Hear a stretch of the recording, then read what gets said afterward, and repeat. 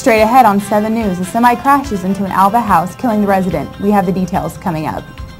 Plus, the reconstruction of downtown Alva's sidewalks is nearing completion. An update is straight ahead. These stories plus an update on a Northwestern student that died on the first day of spring semester classes. Keep it here. 7 News starts now. From the campus of Northwestern Oklahoma State University, honored by the Oklahoma Broadcast Education Association 2 years in a row for the best collegiate newscast in Oklahoma. This is 7 News.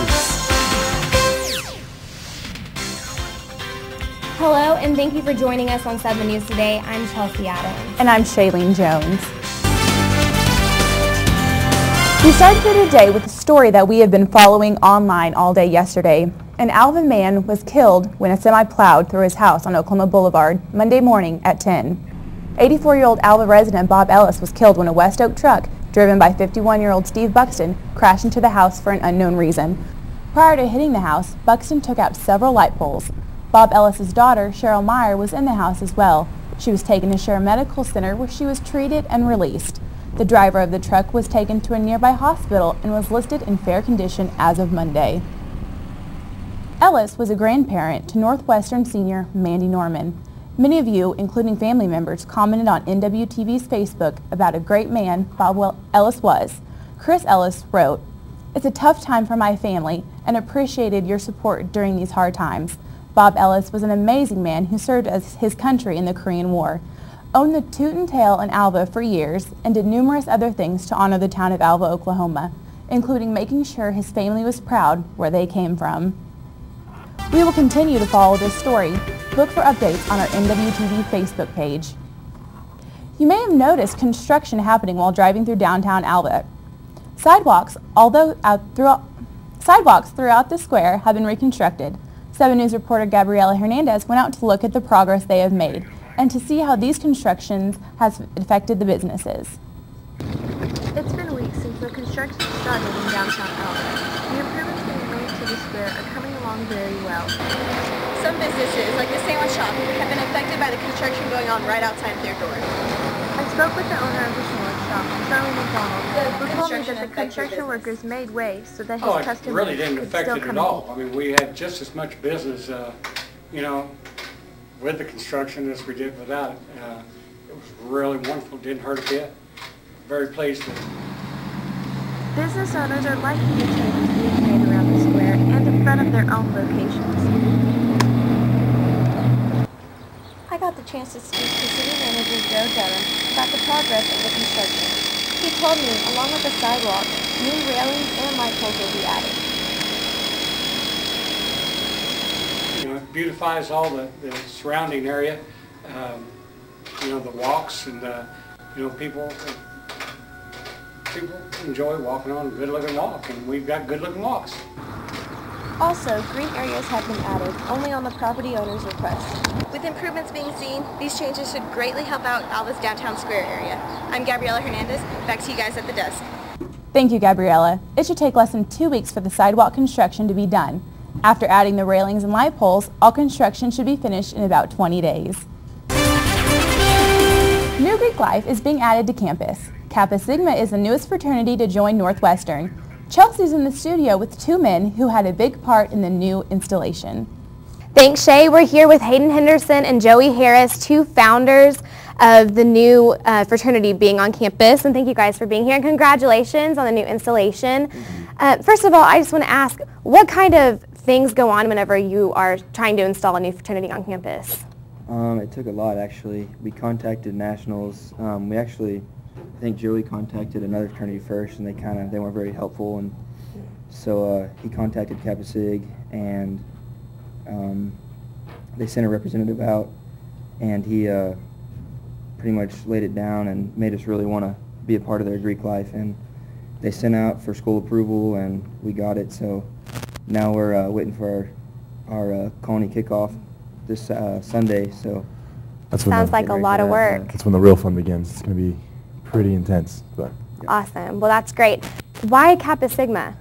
Over the summer I just gotten really interested in Greek life for men, and I contacted several fraternities that I'd heard about through some of my friends, because since there aren't any fraternities here, I didn't know anything about them. So I contacted a couple of them, and 2 of them that I contacted weren't very responsive, but Kappa Sigma really was. They were excited about us, and they wanted us to have this fraternity here on campus, so it was really easy for us to choose. Sounds like a lot of transitioning going on. How many members are you guys looking at for this spring?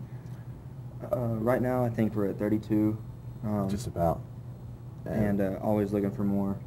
We have a goal of 60, but we understand that it was tough to get these 30. But I think now that we're a real life thing right now, that it'll be easier to get more guys to jump on board. Well, that is great. Well, thank you guys so much for being here, and congratulations again. Thank you. And we'll have more on this whole new thing next week. Back to you, Shay. Sounds like this will be a busy week for the Kappa Sigma men. If you are interested in the new fraternity, you can follow their page on Twitter at Kappa Sigma NWOSU. In news around Alva, information coming to us from the Alva Review-Courier on Thursday, a public meeting was held at Northwest Technology Center to discuss the annexation surrounding properties into Alva's city limits. Alva business manager Joe Dunham spoke to property owners whose land will be annexed. Dunham says football stadium, baseball stadium, and anything south of Oklahoma Boulevard is currently not in city limits. Dunham plans to begin the annexation process at the end of February. In news around Oklahoma, police responded to an accident this morning around 8:30 involving a bus that left 2 children injured in the 3900 block of Prairie Lane in Del City. Police believe that wet roads are responsible for the accident and that the driver lost control and slid into the back of the school bus. The young girls that were injured were hurt, but thankfully not seriously. They complained of neck pain and were taken to a hospital to be examined. The school bus was not damaged seriously, and it left a scene to take the rest of the children to school. Also in Oklahoma, a new virus with flu-like symptoms that many Oklahoma residents calling into work and missing school. The virus, Australian norovirus, can keep residents down for about a week. The norovirus first showed up in the U.S. last year, but new reports are popping up, coincidentally, during the peak of the flu season. It is often spread through the direct contact with people who are carrying the virus. As of now, doctors don't have a vaccine for the norovirus, and although it seems like the flu, it needs to be treated differently. An update on the student death that occurred the first week back to classes when we get back.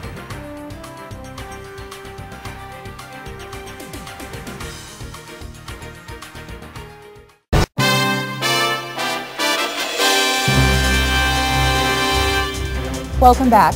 While the first day of classes of each semester is usually exciting, it was a devastating time for some of us students this spring semester.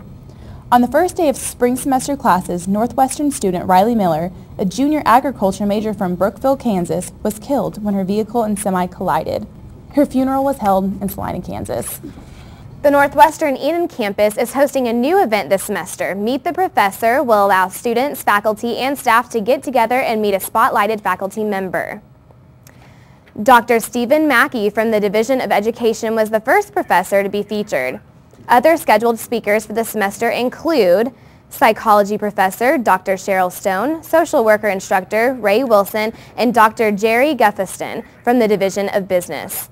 The sessions will happen on the last Thursday of each month at noon in the Enid Commons area. Besides tuition, one of the biggest expenses for college students each semester is textbooks. NWTV decided to look into why textbooks are so expensive. This story may help you decide if your books are worth your bucks. College textbooks are expensive. There is no doubt about that. With some books you always have to buy study guides to go with them, CDs, mandatory software, or even a dictionary in some foreign language classes.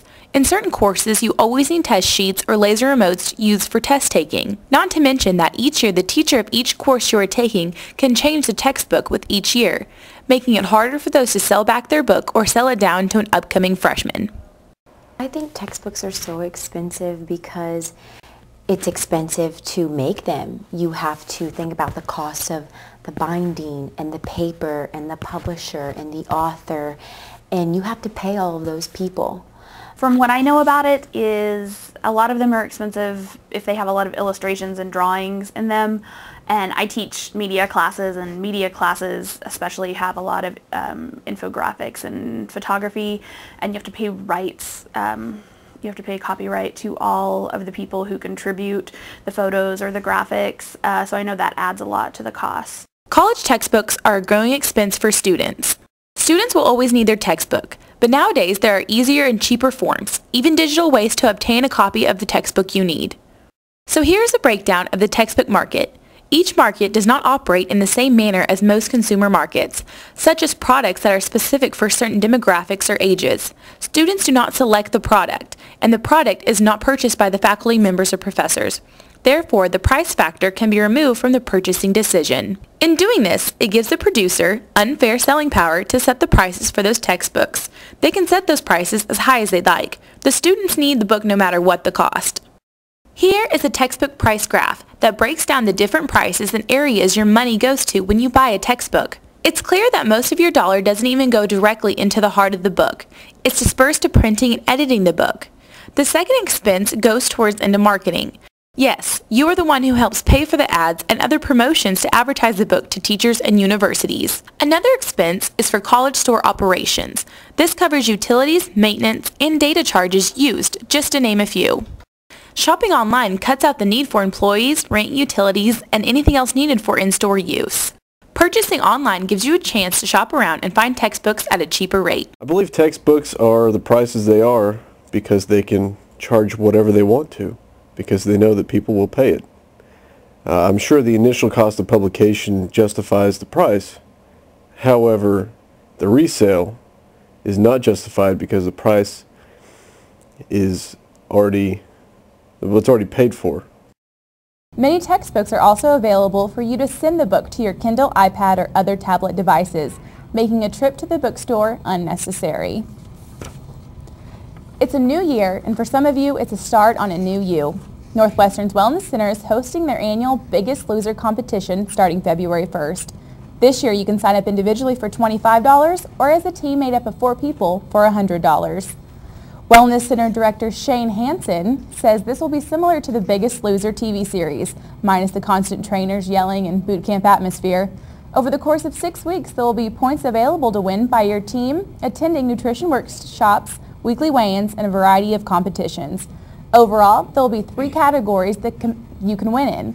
The competitor who lost the most weight, the most inches, and the team who obtained the most points will win the prizes available. Registration forms will be at the Wellness Center. The Academic Success Center, located in Industrial Education Building 113, is a great resource for students at Northwestern. Reporter Jennifer Pohlmiller got interviews with a few of our tutors to talk about a few of the services available throughout the year. I'm Jennifer Pohlmiller. I'm here in the Academic Success Center. Let's see if we can get a word from our tutor as we kick off this new semester. I'm Brandon Fletcher. This is my 3rd year at Northwestern Oklahoma State. I'm going to be a math education major. I tutor mathematics, and Academic Success Center offers writing tutors, math tutors, science tutors, just about everything, including psychology and business. If some students need help using their calculators, I can help them using a TI-84 and an 85. I also tutor up through Calc 2. I tutor about 3 to 4 students a week. So there's plenty of time for other students to come in and ask for help. The hours for the Academic Success Center are 8 to 9, Monday through Wednesday, on Thursday 8 to 6, and on Friday 8 to 3. My name is Jonathan. I tutor maths here in the Academic Success Center. I'm actually a freshman, and this is my first semester of tutoring here. Basically, I must say it's one of the best facilities Northwestern is having right now. And as a matter of fact, I must say it's very helpful. Even though it's not like a real big university to have like TAs, this really makes up and it makes students feel like they have TAs like in a normal university. Well, one advice I want to give to students out there is that if you want any tutoring, it's very advisable to book the appointment ahead of time, because that actually makes it very much easier for like with the tutors and the students, because you're going to make the tutor prepare like well enough to give you the best you want. And I must say, like, we are here, we are being paid for you, the students, so you guys really make use of us. I mean, that's why we're here. Yeah, so I must say it's a very good thing everybody needs to take advantage of. Thank you very much. Back to you guys in the studio. The best advice our tutors have to offer is to take full advantage of the Student Success Center year-round, not just during finals week. Southwestern Oklahoma State University returned to campus this past weekend to restart a rivalry that has been going on for quite a while. So how did they do it? Keep it here to find out how the game went and which player was named GAC Player of the Week again. In the fast-paced world we live in, you deserve to get your news when and how you want it. Any way you want it, that's the way you need it. Any way you want it. 7 News, the Northwestern News, and RangerPulse.com. Bringing you the news any way you want it.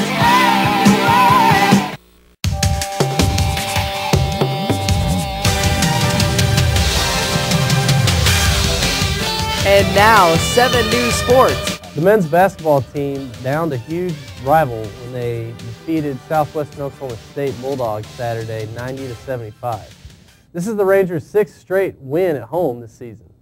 The Rangers were 50% from the field, and they held Southwestern to only 46% shooting. 7 of the Rangers players combined for 12 steals, a team season high. Emotions ran high during the game, leading to 1 intentional and 4 technical fouls in the second half. Darrell Glover was named GAC Player of the Week again. He is the first NWOSU student athlete to win this award twice in a season.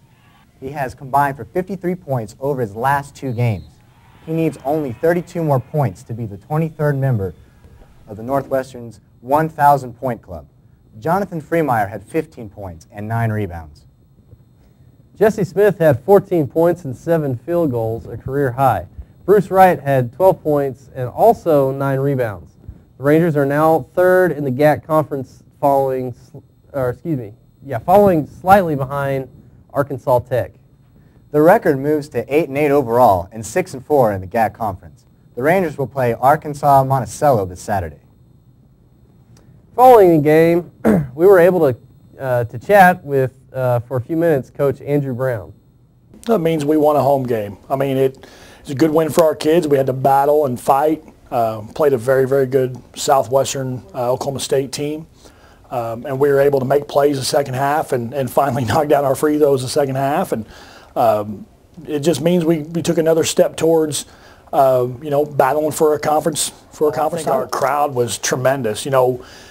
Crowds are like anything else. Players need to make plays for crowds to get amped up and excited. And I thought when Jesse got that tip dunk, it really livened the place up. I thought our energy the second half got the place alive. And I just, I think when you haven't played teams for a while and your fans don't know really who you're playing in terms of how good they are, there's always a little bit of doubt that creeps in when you're tied at half. And I thought our kids responded well. And, although we got to a slow start in the second half, we responded well by just finishing some plays and playing with good energy. We rank towards the bottom of every defensive category in the league, which just drives me crazy, and it's like spiders crawling all over your body when you see those stats. But we have great togetherness. We really compete, and we score the ball well. I mean, we spread the ball around, and we got kids that our scorers can also really pass, so it makes them tough. Arkansas Monticello is so well coached and so physical. I mean, we're going to have to bring our hard hats, and we're going to have to match the physical play they bring. But they play very clean, very hard. They're not a dirty team. They're just very physical. So we're going to have to have our legs. We're going to have the right mind, and we're going to have the right toughness. The Lady Rangers took on the Bulldogs, losing 78-41. The Lady Rangers started off okay, but couldn't land the shots to keep the momentum on their side. And SWOSU took advantage. De'Ara Gilmore had 14 points for the Rangers and shot 5 for 8 from the field goal. The Rangers shot for only 31.9%, hitting 15 of 47 shots. The Rangers will take on Arkansas Monticello this Saturday. After the game, we were able to sit down with head coach Eric Bosman and talk about the game. You know, it kind of is what it is. I thought Southwestern was the best offensive team in the league. I thought, you know, we're probably down at the bottom in terms of offensive play. So the outcome is not what we want, and we hope to not allow it to ever happen. Obviously, record-wise, it's not been well. I thought we would get to the break in conference play about 5-5, and we're 2 games below that. We're 3-7. We've got 10 games to go, so we've got some time to try and salvage our year. It's not over by any means. We've played some really tough teams. This is our 16th game, and I think it's only maybe our 6th game at home.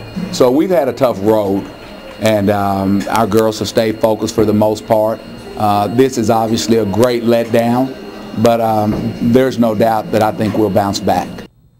Ranger baseball kicked off this season this weekend, taking on Huston Tillotson, playing 2 games Saturday and 2 games on Sunday. Clay, as most of our viewers probably know, you are a Ranger on the baseball team. Are you excited for the upcoming season? I am excited. I've been waiting for a very long time, and it's good to get back out there. Yeah? Yeah. How have you guys been preparing up to this point? We've been doing a lot of defensive stuff, kind of looking at our weaknesses, and we've been definitely practicing to make those weaknesses our strengths. And we've been doing a lot of hitting and a lot of PFPs, because I mean, no pitchers are really athletes, so you know, we gotta do our work too. So. That's right. Well, that's all the time we have for sports this week. We'll be back in a few.